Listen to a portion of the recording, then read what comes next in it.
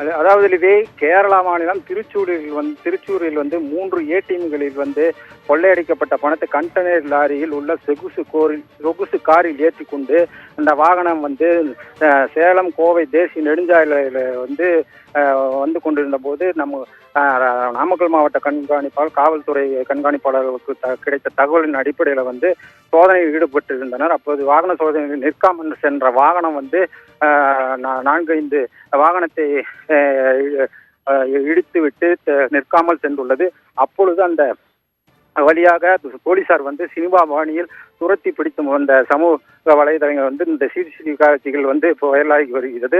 மேலும் இந்த கொள்ளை சம்பவத்தில் ஈடுபட்டவர்கள் வந்து போலீசார் பிடித்தனர். பிடித்த பொழுது அந்த காரில் இருந்து தப்ப முயன்ற பொழுது ஒருவரை வந்து போலீசார் சுட்டு பிடித்தனர். காவல் ஆய்வாளர் சுட்டு பிடித்துள்ளார்.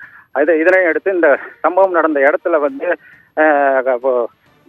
கேரளா போலீசார் வந்து சம்பவ இடத்திற்கு வந்து அந்த பகுதியில் இடத்தை ஆய்வு செய்தனர். இதனை அடுத்து இந்த 5 பேரை வந்து வெப்படை காவல் நிலையத்தில் வைத்து விசாரணை நடந்து கொண்டிருக்கிறது. தற்பொழுது இந்த விசாரணை சென்று கொண்டிருக்கிறது. அதாவது ஒருவர் காயத்துடன் கோவை மருத்துவமனை அனுமதிக்கப்பட்ட நிலையில் ஒருவர் சுட்டுக் கொல்லப்பட்டுள்ளார். மீது உள்ள 5 பேர் வந்து வெப்படை காவல் நிலையத்தில் வைத்து காவல்துறையினர் விசாரணை செய்து வருகின்றனர்.